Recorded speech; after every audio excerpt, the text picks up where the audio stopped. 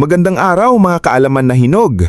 Kapag nalaman nating tayo ay may diabetes o mataas ang asukal sa dugo, ang unang sinasabi sa atin ng doktor ay umiwas sa matatamis, umiwas sa kanin at damihan ang kain ng gulay.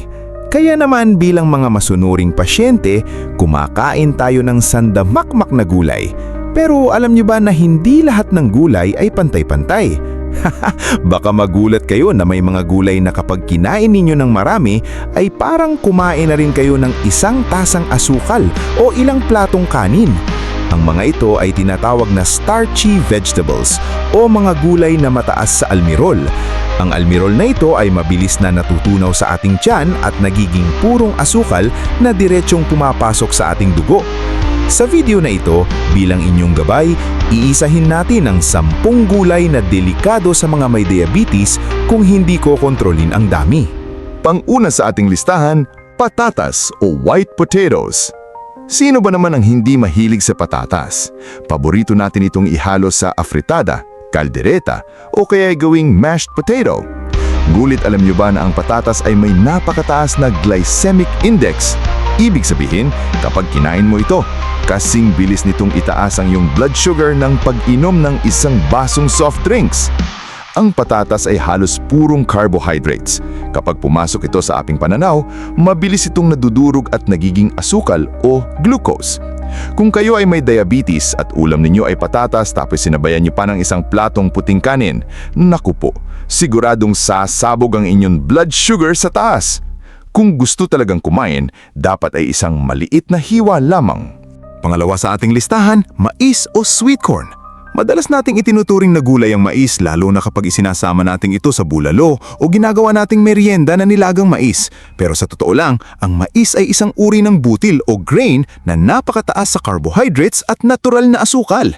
Alam niyo ba na ang kalahating tasa ng butil ng mais ay katumbas na agad ng 15 gramo o 15 grams ng carbohydrates?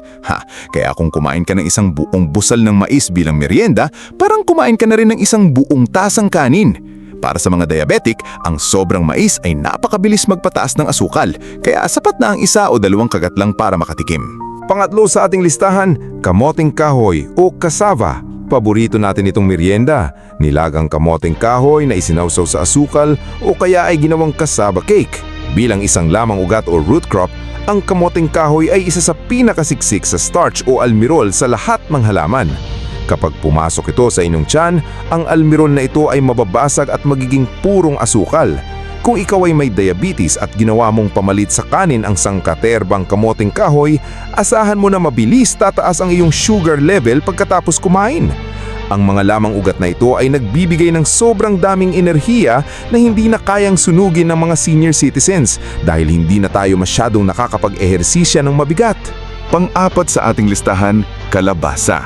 Napakasustansya ng kalabasa pagdating sa vitamina para sa lumalabong mata. Laging pinapakain ito sa atin ng ating mga lola. Pero alam niyo ba na kumpara sa mga madahong gulay tulad ng kangkong o pechay, ang kalabasa ay may mataas na antas na natural na asukal? Kaya nga kapag iniluluto natin ito, mapapansin ninyong matamis at malinamnamang sabaw. Hindi naman po ito tuluyang ipinagbabawal, ngunit delikado kung sosobrahan ninyo ang kain. Kung ginagawa ninyong ulam ang ginataang kalabasa, siguruhing isang maliit na sandok lang ang inyong kukunin dahil mabilis nitong papipitikihin ang inyong blood sugar kapag sumobra. Panglima sa ating listahan, gabi. Isa ito sa nagpapalapot at nagpapasarap sa ating sinigang. Ang gabi ay isang napakabigat na lamang ugat. Tulad ng patatas at kamoting kahoy, ang gabi ay punong-puno ng carbohydrates. Alam niyo ba na ang mga matatanda noon ay kumakain ng gabi para magkaroon ng lakas sa maghapong pag-aararo sa bukid? Ibig sabihin, naglalaman ito ng matinding enerhiya o asukal na kailangang sunugin. Kapag kayo ay nakaupo lang maghapon o nanonood ng TV at naparami ang kain ninyo ng gabi sa sinigang, ang lahat ng carbohydrates na iyan ay maiipon sa inyong dugo bilang asukal dahil hindi nyo ito nagamit bilang enerhiya. Baka naman po tutal wala naman kinikita ang channel namin, baka po kahit sa pag-like lang po dito sa video at subscribe okay na po. Maraming salamat po. Pang-anim sa ating listahan, ube. Kulay pa lang, alam na nating masustansya dahil puno ito ng antioxidants na maganda sa katawan. Ngunit hindi maitatanggi na ang ube ay isang starchy vegetable pa rin. Kahit na ilaga mo lang ito at kainin ng walang asukal o gatas, ang mismong laman nito ay siksik na siksik sa carbs. Mas lalo itong nagiging mapanganib sa mga diabetic kapag ito ay ginawa ng halayang ube dahil tad-tad na ito ng kondensada, asukal at mantikilya. Alam ko pong nakakatakam pero para sa ating mga inaalagaan tiyan at dugo, kailangan nating iwasan ang labis na pagkain nito. Pangpito sa ating listahan, kamote o sweet potato. Marami ang nagtatanong, Dok, hindi ba mas maganda ang kamote kaysa sa puting kanin para sa diabetic? Ang sagot po ay opo, mas maganda ang kamote dahil mas mataas ang fiber o hibla nito, kaya mas mabagal itong magpataas ng asukal kung ikukumpara sa patatas. Pero hindi ibig sabihin ay pwede na tayong kumain ng 5 perasong kamote. Matamis ang kamote at mataas pa rin ang carbohydrates nito.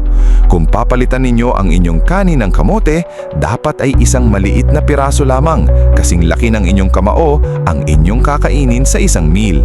Kapag naparami, delikado pa rin ito sa inyong blood sugar.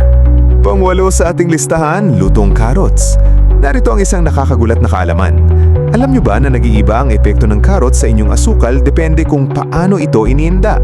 Ang hilaw na carrots, yung kinakain sa salad, ay ligtas dahil matigas ang mga cellular nito at mabagal tunawin ng tiyan. Pero kapag ang carrots ay hiniwa ninyo at pinakuluan ng matagal sa inyong nilaga o minudo hanggang sa lumambot, nababasag ang mga cell walls nito. Dahil dito, ang natural na asukal sa loob ng carrots ay napakadali ng at napakabilis sipsipin ng ating dugo.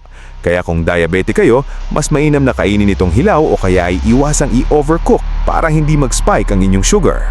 Pangsyam sa ating listahan ay gisantes o green peas. Ang mga maliliit at berdeng gisantes ay laging nakahalo sa afritada at mga gisado. Mukha silang inosente dahil maliliit at kulay berde, pero alam nyo ba na ang green peas ay kabilang sa mga starchy vegetables? Isang tasa ng gisantes ay meron ng halos 20 gramo ng carbohydrates. Kaya kapag hinukay ninyo ang lahat ng gisantes sa ulam at pinuno ang inyong plato nito, hindi sinasadyang nakakakain na rin kayo ng maraming asukal. Pwede naman itong kainin, ngunit kailangan itong bilangin bilang bahagi ng inyong carbs sa araw na iyon at hindi dapat ituring na parang simpleng dahon na unlimited ang kain. Ang pangsampu sa ating listahan ay atsara o mga matatamis na burong gulay. Ang pinakahuli sa ating listahan ay hindi dahil sa mismong gulay, kundi dahil sa paano ito inihanda.